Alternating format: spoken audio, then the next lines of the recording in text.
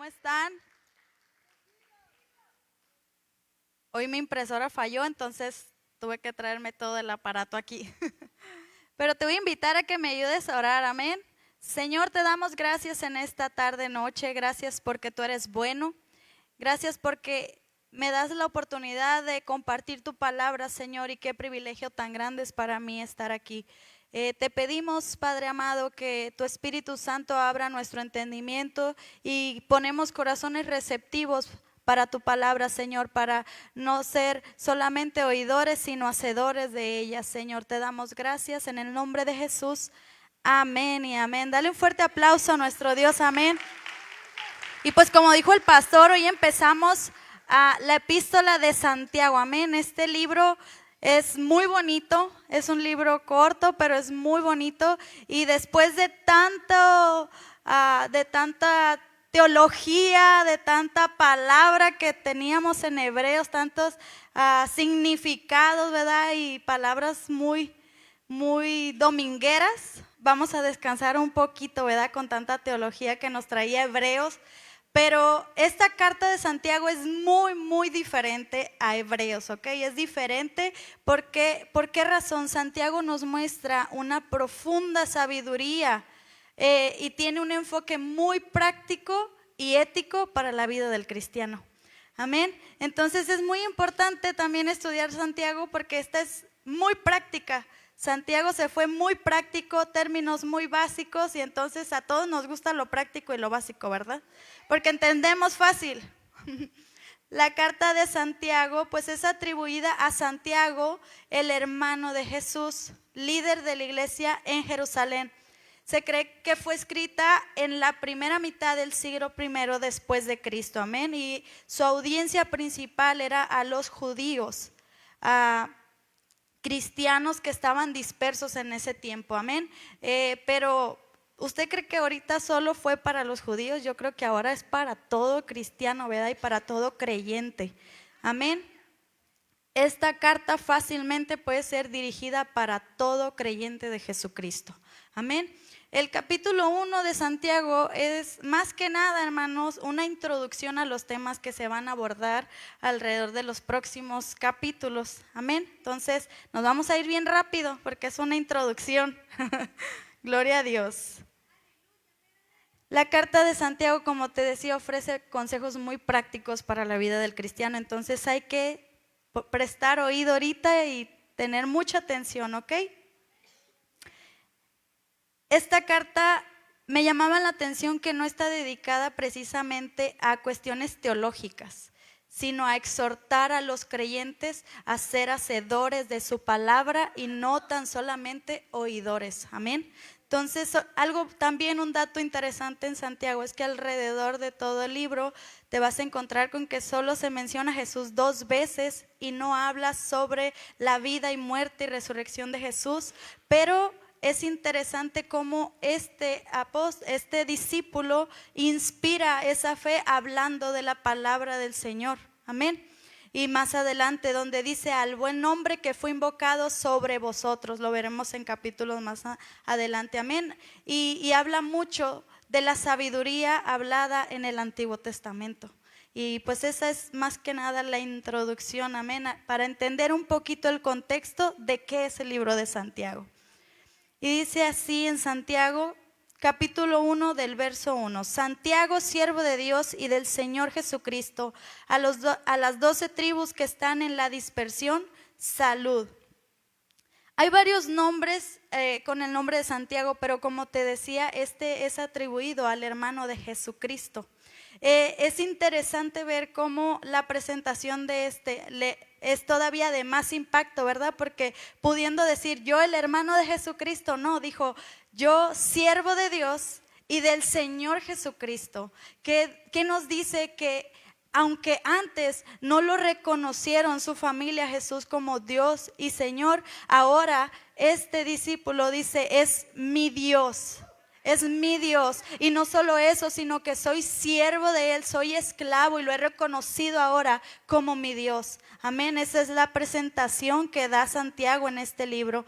y pues dirigida al pueblo judío, ¿verdad? A todos los que estaban dispersados en ese tiempo, como ya lo dije. Entonces, esto es muy, muy interesante. El versículo 2 al 4 dice así: hermanos míos, tened por sumo gozo cuando os halléis en diversas pruebas, sabiendo que la prueba de vuestra fe produce paciencia. Mas tenga la paciencia su obra completa, para que seáis perfectos y cabales, sin que os falte cosa alguna. ¿A quién les gustan las pruebas? A nadie, ¿verdad? A nadie nos gustan las situaciones difíciles, pero aquí la palabra Santiago nos dice que las pruebas son inevitables en nuestra vida. No dice cuándo, no, él dice cuándo y no si hay pruebas, si te hallas. No, la palabra es cuando te halles en diversas pruebas. ¿Cómo tenemos que estar? Gozosos, dice, tened por sumo gozo cuando te halles en esta situación. Él las ve como una ocasión de gozo. Es interesante, ¿verdad? ¿Cuántos se gozan porque están en las pruebas? ¿Qué más nos queda, verdad? Si voy en contra de la palabra, no debería ir en contra de la palabra. Pero ¿a qué se refiere con esta situación? ¿Por qué? Porque cuando tú te encuentras en gozo en esta situación, el resultado, hermano, va a ser la paciencia. Pero cuando tú estás en diversas pruebas, pero estás frustrado, enojado, desesperado, no va a traer paciencia como resultado. ¿Qué va a traer? Desesperanza, arrogancia, enojo y otras cosas. Entonces es en medio de las pruebas donde tu fe se ve la autenticidad de tu fe. Amén. Y es en esa plena sumisión a la voluntad de Dios, porque es en las pruebas donde tenemos que escoger hacer la voluntad de Dios y no lo que yo quiero, ¿verdad? Que dice que produce paciencia. Esta palabra no describe una espera pasiva, sino que es sufrir sin rendirse. Como hablábamos de la perseverancia, ¿verdad? Estas pruebas nos van a llevar en ese caminar, pero donde no nos tenemos que rendir porque estamos anclados a Cristo y Él nos da esa fortaleza, amén. Nos da la paciencia. Entonces, el tener la imagen en nuestra mente, hermanos, de una carga pesada y tener la resolución de permanecer allí y no salir escapando de la prueba, ¿verdad? Porque como a veces nos pasa, estamos en diferentes situaciones y tendemos a ignorarlas, a hacernos un lado, a escapar de ellas y no querer enfrentarlas, ¿verdad? Pero entonces no va a producir la paciencia que necesitamos. Para eso son las pruebas. La fe es probada a través de las pruebas, hermanos, ¿ok? Es ahí donde tenemos que demostrar que realmente tenemos el carácter de Cristo, ¿ok? La fe es probada a través de las pruebas y no es producida en las pruebas, ¿ok? Y eso es algo que el Señor a ti ya te ha dado. Porque dice que la fe la recibimos de oír ¿qué? De oír la palabra de Dios. Entonces, al estar oyendo la palabra de Dios en las pruebas nos vamos a mantener firmes porque nos estamos alimentando de la palabra de Dios. Amén. Entonces, tenemos que tener por sumo gozo cuando nos hallemos en estas pruebas, ¿verdad? ¿Por qué razón? Pues para que no creen amargura en nuestro corazón. Veámoslo con esa vista que tiene Santiago, ¿verdad? ¿Y por qué razón? Porque es aquí donde dice que si tú enfrentas las pruebas con fe, con paciencia y con gozo, entonces vas a demostrar que eres perfecto y cabales sin que os falte cosa alguna. Esto es necesario, demostrar esta fe en estas pruebas, porque dan resultado de lo que realmente estás diciendo que eres. ¿Ok? Dice el verso 5:8, seguimos. Y si alguno de vosotros tiene falta de sabiduría, pídala a Dios, el cual da a todos abundantemente y sin reproche, y le será dada. Pero pida con fe, no dudando nada, porque el que duda es semejante a la onda del mar, que es arrastrada por el viento y echada de una parte a otra. No piense pues Quien tal haga que recibirá cosa alguna del Señor. El hombre de doble ánimo es inconstante en todos sus caminos. ¿Qué es lo que Santiago nos dice que pidamos? Sabiduría. Pero a veces usamos este texto, hermanos, diciendo, recuerda que tienes que pedir a Dios todo, el cual da a todos abundantemente y sin reproche y le será dado. Pero nos olvidamos de la parte donde nos dice qué es lo que tenemos que pedir. Es sabiduría, sabiduría. Es donde Dios te va a dar sin reproche y en abundancia cuando pides sabiduría de Dios. Amén. Algo muy interesante, hermano, que me llamaba cuando leía Santiago, es que Santiago se inspiró en proverbios, en textos del Antiguo Testamento, pero también se inspiró en palabras que Jesús dijo y en especial en las que dio en el Sermón del Monte. Es un dato muy interesante, amén. Y aquí nos hace referencia a uno de los datos que donde dice que pero pida con fe, no dudando nada, porque el que duda es semejante a la onda del mar que es arrastrada por el viento y echada de una parte a otra. Amén. Usted recuerda, si ha leído el Sermón del Monte, recuerda cuando Jesús habló del hombre que es prudente y que edifica su casa sobre la roca. Él es sabio, amén. Pero también habla del hombre que edifica su casa sobre la arena. Entonces, esta es una alusión de lo que Jesús estaba hablando en el Sermón del Monte, amén. Las pruebas, hermanos, son un buen momento para que usted pida sabiduría de Dios, amén. ¿Para qué? Porque, hermano, ya dentro de la prueba usted pide la sabiduría y el Señor le va a ayudar a discernir si ciertas pruebas tiene que pasarlas o algunas las tiene que hacer a un lado. Decir, ¿necesito pasar esto en mi vida? No, no necesito. Dios te da la sabiduría, pero hay unas pruebas que dicen, no, tienes que pasarla porque esta te va a llevar a crecer. Amén. Entonces, esa es la sabiduría, porque hay cosas que también podemos decir, no voy a pelear esta batalla, no hay necesidad. Entonces, tenemos que ser sabios también en las batallas que queremos pelear. Amén. Y tenemos que pedir esa sabiduría a Dios. Amén. Pídale a Dios abundantemente esta sabiduría, amén. No dude en acercarse a Dios y decirle, dame sabiduría. Él está así, mire, con su mano abierta a todo aquel que pide sabiduría. Sabiduría. Nos habla que Salomón pidió sabiduría y con eso se le entregaron otras cosas.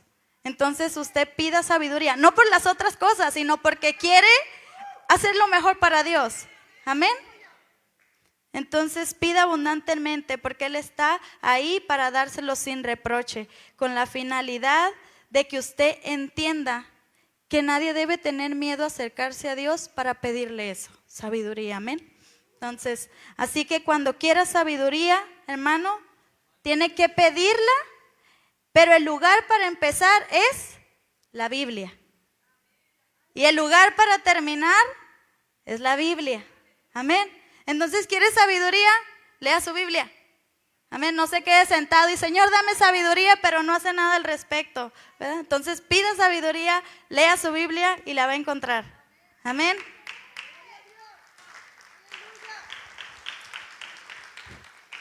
Aquí hay algo muy importante. Dice, pero pida con fe, con fe. Pedir sabiduría, hermano, también la tiene que pedir de la manera que pide las otras cosas. Sanidad, provisión, todas esas cosas las pide con fe, ¿verdad? Entonces la sabiduría también pídala con fe, creyendo que la va a recibir. Amén. No dudando nada. No piense pues, quien tal haga que recibirá cosa alguna del Señor. El que dude, hermano, y está falto de fe, no debería de esperar recibir cosa alguna del Señor. Entonces, si usted tiene fe, usted pida, no dudando nada, amén. Si no tuviéramos fe, hermano, entonces no pidiéramos nada, ¿verdad? Porque no tenemos fe. Si no tuviéramos incredulidad, entonces no dudaríamos. No podemos estar en un intermedio, en un punto intermedio. Tenemos que creerle a Dios las promesas, amén. No podemos estar en la mitad de ese campo entre la fe y la incredulidad. Ese es el ser de doble ánimo. Entonces tenemos que creerle a Dios las promesas. Y si Él nos dijo que nos va a dar abundantemente y sin reproche, usted créalo y recíbalo, amén. Sigue diciendo en el 9, el hermano que es de humilde condición, gloríese en su exaltación, pero el que es rico en su humillación, porque él pasará como la flor de la hierba, porque cuando sale el sol con calor abrasador, la hierba se seca, su flor se cae y perece su hermosa apariencia. Así también se marchitará el rico en todas sus empresas. Hermano, así como el hermano que es humilde se regocija cuando es exaltado, así también el hermano que es rico y que a veces tiene que encontrarse en situaciones de humillación, también tiene que regocijarse. Amén. Tenemos que regocijarnos en todo tiempo. ¿Por qué? Porque en este punto, hermano, en Cristo, Él nos trae, dice que al pobre lo exalta y al rico lo humilla, pero hace igual el campo. ¿Sabe cómo? Entonces, ya el rico y el pobre somos iguales. Eso es lo que nos está diciendo aquí, somos iguales. Y el valor de una persona no se mide por su riqueza, sino por su debilidad. Y somos débiles delante de Cristo. Entonces, Jesucristo, ha hecho un balance entre todos. Amén. Y si ponemos nuestra vida y nuestra identidad en las cosas que se marchitarán, entonces nuestra vida se va a marchitar. Pero de igual manera, si usted pone su identidad y su vida en Cristo, va a tener vida. Amén.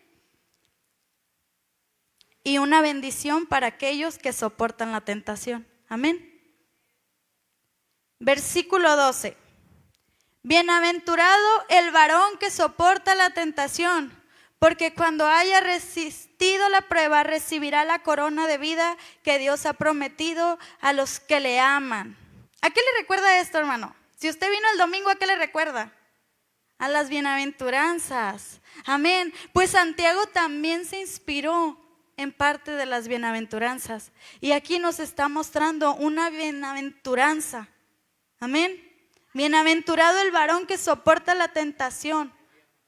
Qué interesante, ¿verdad? Las bienaventuranzas. Así que si usted quiere saber cuál es la que sigue, venga el domingo. Amén, para que se aprenda la tercera bienaventuranza. Entonces, aquí aprendemos que nosotros podemos ser bienaventurados mientras soportamos la tentación. Amén. ¿A cuánto les gusta soportar, aguantar? Un poquito, dice, todo lo sufre, decía un domingo pasado, ¿verdad? Todo lo sufre, todo lo espera, todo lo soporta. Pues aquí, bienaventurados si tú estás soportando, amén, esa tentación. Porque cuando haya resistido la prueba, recibirá la corona de vida que Dios ha prometido a los que le aman. La tentación, hermanos, es una de las muchas pruebas que enfrentamos nosotros como cristianos. Amén. Mientras perseveramos a través de la tentación, somos probados y seremos recompensados. Mientras la obra de Dios es evidente a través de nuestra resistencia, amén, de la tentación. Y dará la corona de vida a los que Dios ha prometido. Recuerda que vale la pena soportar, hermano, bajo las tentaciones. Amén. Nuestra perseverancia será recompensada. Amén. Y en eso nos gozamos. Amén. Mientras demostramos nuestro amor por Jesús. Vas a ser recompensado a los que le aman. ¿Tú amas a Dios? Compórtate como un hijo de Dios. Amén. 13 y vamos a seguir leyendo, ¿ok? Vamos bien rápido.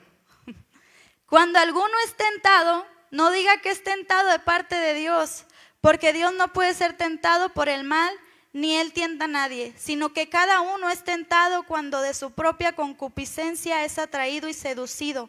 Entonces, la concupiscencia, después que ha concebido, da a luz el pecado, y el pecado, siendo consumado, da a luz la muerte.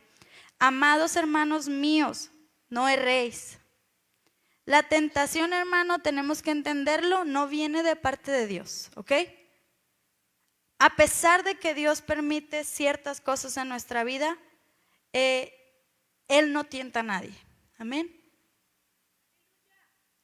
Dios puede probar nuestra fe y dejar que nuestra fe sea probada a través de las tentaciones, pero dice aquí que nosotros somos tentados cuando de nuestra propia concupiscencia, amén, de nuestros deseos, nuestra naturaleza es pecar. Entonces, muchas veces la mayoría de las personas tienden a culpar a Dios de las cosas que le pasan. Cuando te encuentras en diferentes pruebas, muchos tienden a culpar a Dios. Qué malo es Dios conmigo y esto, y lo has escuchado, yo creo, has escuchado. Pero hermano, esto es debido a nuestra naturaleza. Dios no nos tienta. Esto viene cuando tú eres atraído por ese deseo. Como el que miente, como el que tiene una tendencia a echar mentiras. Yo no sé si te ha pasado, pero a lo mejor te han dicho, ¿dónde vienes? Aquí a 5 minutos, y no has salido de la casa. Eso es tu deseo. Y salió. Porque otros también tienden a culpar a Satanás. Y todo le dan mucho crédito a Satanás. Y dicen, oye, el Satanás me anda tentando acá, me trae. Y en realidad, Satanás no te dijo que dijeras que ya estás a 5 minutos. Fue de tu propio deseo, de tu propia naturaleza decir eso. O cuando dices, ¿te sobró? No, no me sobró. Y sí te había sobrado 2 pesos. Pero como son 2 pesos, dices, ¿para qué se lo doy? Pero hermano, es de nuestra propia naturaleza. Y es algo tan pequeño, tan sencillo. Pero créeme, es como una bola de nieve. Cuando tú vas, ya ni vas sintiendo que estás mintiendo cada vez más. Hasta que esa mentira te mete en un problemón. Amén. Y Satanás ciertamente nos tienta, no voy a decir que no, ciertamente nos tienta. Pero la única razón por la cual la tentación tiene un gancho para nosotros es debido a nuestra propia naturaleza caída. Y porque nosotros fuimos seducidos a eso. Que ya aprendiste la tele y te gustó lo que estaba viendo y no le cambiaste y pues te metiste más. Fuiste seducido, pues el diablo se aprovecha y tú mordiste el gancho y te fuiste a más. Así funciona, hermano. Así funciona nuestra naturaleza caída. ¿Ok? Lo que brota de una concupiscencia corrupta es el pecado. Y lo que brota del pecado es muerte. Algo tan pequeño, un deseo, te llevó hasta la muerte. Recordemos que Satanás solo vino para hurtar, matar y destruir, ¿ok? Entonces nosotros debiéramos resistir las decepciones y tentaciones más fácilmente, hermano. Porque hay tentaciones, hay dificultades que no necesariamente es Satanás diciendo, es que te quiero matar, robar y destruir. Sí quiere, pero hay cosas que tú puedes evitar porque ahora tienes al Espíritu Santo. Porque ahora tenemos un consolador que nos ayuda y nos está diciendo, eso no. Entonces, se puede, amén. Así que, hermanos, no erréis con esta situación, ¿ok?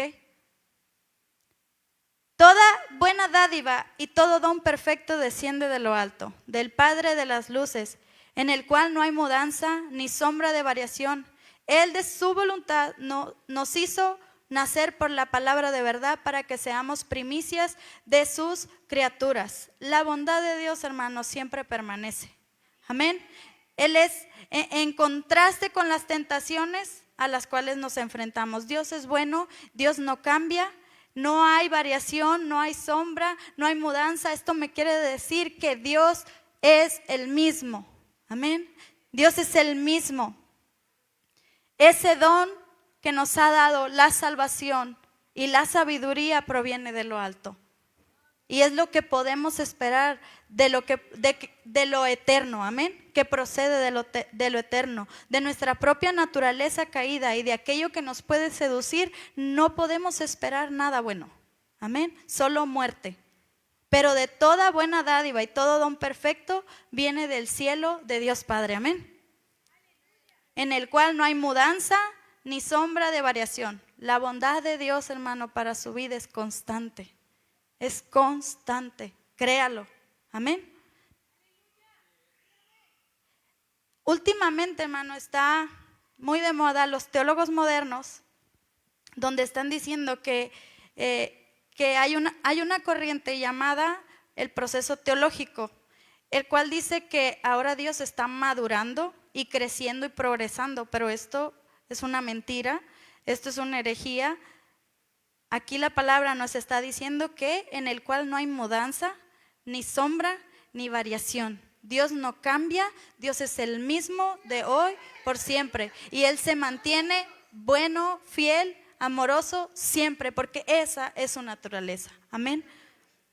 Podemos ver la bondad de Dios en nuestra salvación, ya que Él comenzó nuestra salvación de su propia voluntad, me dice aquí. Amén.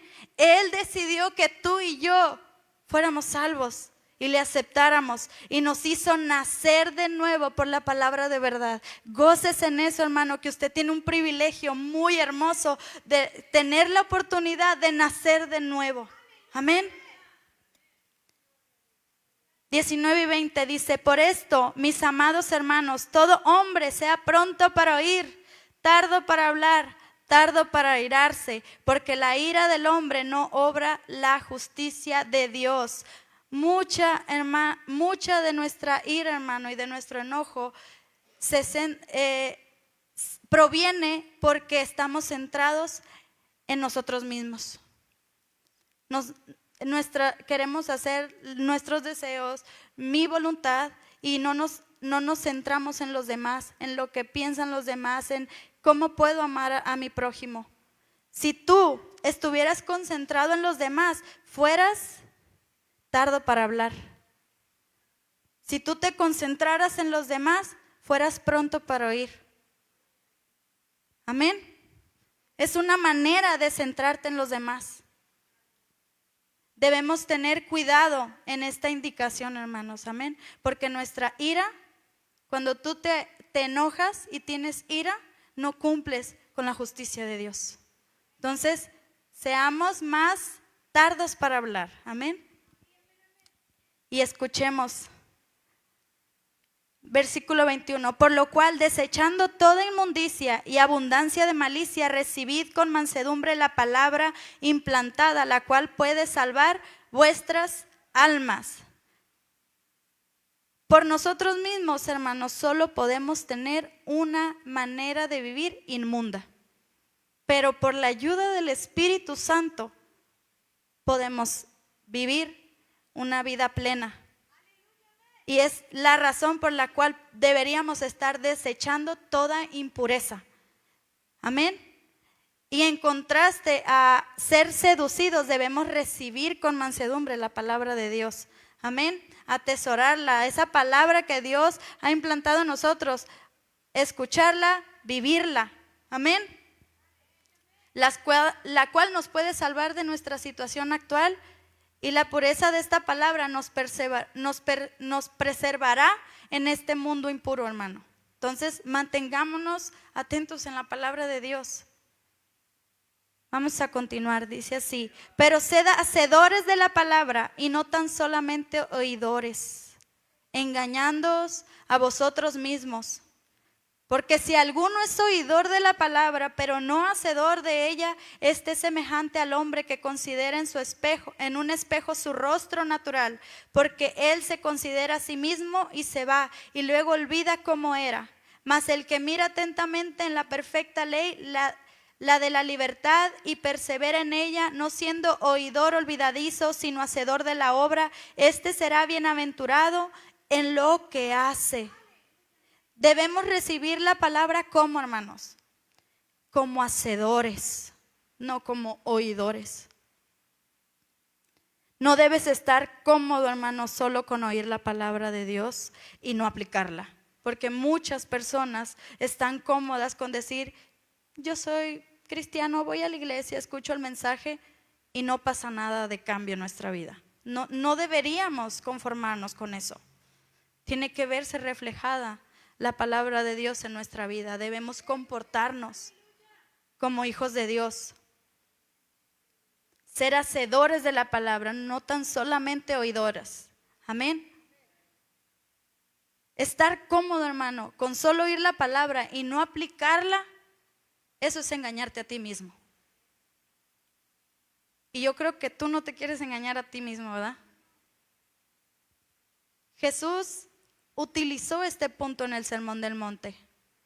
Y te lo mencionaba hace un momento. El hombre sabio que edifica su casa. Amén. ¿Nosotros nos consideramos sabios? ¿O solo inteligentes? Seamos sabios. Seamos sabios. Amén. Esta palabra que nos está diciendo aquí, que va y se ve en el espejo y olvida quién era, tiene el mismo sentido, aquel que oye la palabra de Dios y no la aplica. Tiene el mismo sentido, aquel hombre que se mira en un espejo e inmediatamente se olvida de lo que vio. La información que recibió no le hizo ningún bien a su vida. Entonces, ¿qué está haciendo en tu vida la palabra de Dios? ¿Qué está transformando? Tiene que haber transformación, tiene que haber un cambio en tu vida. Tienes que anhelar ser diferente. Para mí ha sido muy triste darme cuenta de personas que llevan doble vida y que no están trabajando en un cambio en su corazón y que no están intentando ser diferentes. ¿De qué sirve venir aquí a la iglesia, sentarme y aparentar que soy un buen hijo de Dios, pero afuera en mi casa es un desastre, es un caos? ¿Qué crees? ¿A quién crees que le ocultas eso? A nadie, a ti mismo te engañas. Una persona saludable se ve en el espejo, pero con la intención de hacer algo y de un cambio. No solamente para admirar una imagen, o tú eres de los que vas al espejo y solo, ay, qué bella estoy. O te vas por cuando te quieres peinar, te quieres arreglar, quieres ver que sí te ves diferente. Bueno, así un cristiano saludable mira en la palabra de Dios y estudia la palabra de Dios para hacer algo al respecto, no solamente para almacenar los hechos que nunca usará o conocimiento que nunca aplicará. La palabra de Dios es para hacer un cambio en nuestra vida. Es un reflejo, amén, es un espejo para nosotros. Pero si estudiamos la palabra de Dios atentamente y la hacemos, perseveramos en ella, entonces tú vas a ser bienaventurado. Bienaventurado. En el nuevo pacto Dios nos revela su ley, amén. Pero esa ley que nos trae libertad, es una hermosa manera como la llama Santiago, la ley. Pero ahora es esa ley que trae libertad a todo hijo de Dios. Y que ahora está en nuestros corazones y somos transformados por el Espíritu Santo, amén.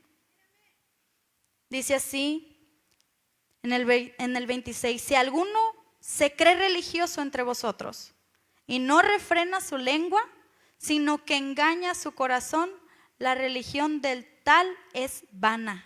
Santo Dios. La religión pura y sin mácula delante de Dios, el Padre, es esta: visitar a los huérfanos y a las viudas en sus tribulaciones y guardarse sin mancha del mundo. La verdadera religión, hermano, no se muestra solamente por oír la palabra, sino por hacerla. Amén. Tienes que hacer la palabra, tienes que vivirla. Tienes que vivirla, tienes que ser transformado. Y una manera de poner en práctica y vivir la palabra de Dios es refrenando nuestra lengua. Santo Dios, ¿verdad? Es pequeñita, vamos a leer más adelante capítulos. Difícil de refrenar, pero tienes que refrenar tu lengua. Si alguno se cree religioso, y este era un término que usaban en el Nuevo Testamento, no muy bueno para referirse, se referían a los religiosos, fariseos y todo eso, pero aquí en la antigua lengua griega, religioso es una palabra que nunca se utilizó en un buen sentido. Santiago aquí la usa en alusión a alguien que es religioso, pero que en realidad, hermano, no está bien con Dios. Y esto es evidente debido a ¿qué? Debido a que no refrena su lengua. ¿Cuántas veces has tenido que refrenar tu lengua? Muchas. Muchas veces me he abstenido de querer decir lo que quiero, lo que pienso y lo que a veces personas merecen. Pero esto es porque quiero ser como Jesús.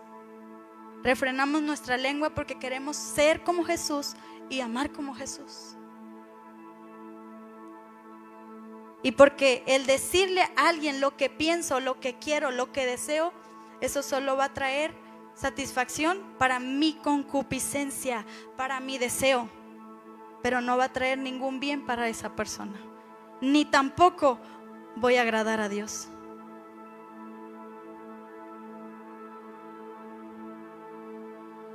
Tu caminar con Dios, si no estás refrenando tu lengua, tal religión es vana. Si tú no estás refrenando tu lengua, te estás engañando a ti mismo, estás engañando tu propio corazón con respecto a la realidad de tu caminar con Dios. Un verdadero caminar con Dios se muestra a sí mismo de maneras muy simples, hermanas, y prácticos. Ayudando a los demás, amando a los demás, se mantiene a sí mismo sin mancha de la corrupción del mundo. Hermano, Lot fue un ejemplo claro de que se manchó con el mundo. No pudo y al grado que perdió a su familia y casi se pierde él. Lo perdió todo. Hermano, usted no necesita una nueva palabra. Usted no necesita una nueva profecía. Usted no necesita una nueva revelación. ¿Sabe qué es lo que usted necesita? Obedecer la que ya tiene. Eso es lo que usted necesita. Luego andamos pidiendo: Señor, revélame algo nuevo. Dime haz lo que ya te dio. Obedece lo que ya te dio. El problema no es falta de dirección, hermano. El problema es falta de obediencia. Dios ha hablado con mucha claridad. Dios no tiene problemas de comunicación. Nosotros tenemos problemas de obediencia. Queremos que Él nos diga algo más cuando aún no respondemos a lo que ya nos dijo. ¿Qué palabra ya nos dio el Señor? Ama a tus enemigos, perdona a quienes te ofenden, vive en santidad, sé generoso, busca el reino de Dios y su justicia, haz discípulos. No necesitas más información, mi hermano. Necesitas transformación. Eso es lo que necesitas. Él no necesita que entiendas todo, pero quiere que obedezcas lo que ya conoces. Ese es el poder de la fe, en hacer lo que ya escuchaste, lo que ya entendiste. Eso es lo que quiere Dios. Eso es lo que demanda Dios de nosotros: obediencia y fidelidad. Te Te voy a invitar que te pongas de pie. Me encanta la palabra, cómo nos los dice. En la Nueva Versión Internacional dice: no se contenten solo con oír la palabra, pues así se engañan ustedes mismos. Llévenla en práctica. Obedecer la palabra de Dios será la prueba de que realmente has creído. Esa es la prueba. Tu actitud va a reflejarle a otros allá afuera que realmente conoces a Dios y que eres hijo de Dios. Así que, hermano, yo te invito a que cierres tus ojos, que le digas: Señor, dame sabiduría. Dame sabiduría, porque no quiero estarme engañando a mí mismo. Revélame, Señor, tu sabiduría. Dame esa sabiduría que proviene de lo alto, ese don perfecto que me guía a caminar correctamente. Quiero demostrar con mis hechos, con mi forma de conducirme en la vida, que soy un hijo de Dios. No conformarme, no estar contento solamente con venir y sentarme. Quiero ser un reflejo vivo de que tú vives en mí. Dile: Señor, yo quiero ser más como tú. Quiero ser más como tú. No le pidas a Dios una nueva revelación. Pídele a Dios que te permita obedecer, que te ayude a obedecer la que ya conoces, la que ya te ha dado, la que ya te ha hablado. Te damos gracias, Señor, y hoy te pedimos: queremos ser más como tú. Queremos amar de la manera que tú amaste, porque en esto consiste. En esto consiste ser tus hijos. En que hagamos lo que tú has hecho por nosotros.